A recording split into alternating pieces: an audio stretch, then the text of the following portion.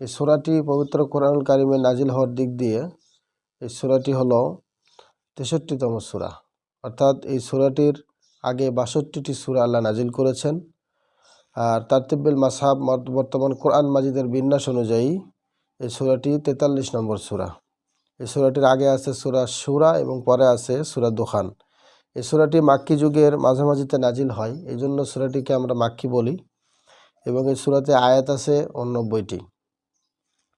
এই সূরাটির নাম যে সূরা যুখরুফ, এর একটা রহস্য আছে। সেটি হলো যুখরুফ শব্দের অর্থ হলো স্বর্ণ এবং চাকচিক্যের উপকরণ বোঝায়।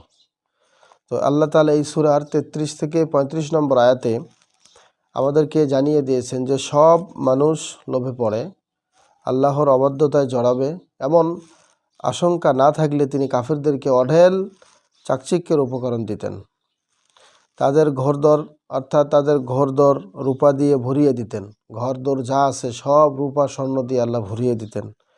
তো সেখান থেকেই এই সূরার ৩৫ নম্বর আয়াত থেকে ব্যবহৃত যুখরুফ শব্দটির থেকেই এই সূরার নামকরণ করা হয়েছে সূরা যুখরুফ। এবার আমরা জানবো এই সূরাটির মেজর থিম হলো ৩টি। তার মধ্যে প্রথমটি হলো আল্লাহর নিয়ামতসমূহ, দ্বিতীয় নম্বর হলো মক্কাবাসীদের সন্দেহ এবং জিজ্ঞাসা, তৃতীয়ত হলো কিয়ামতের দিন বন্ধু পরিণত হবে শত্রুতে।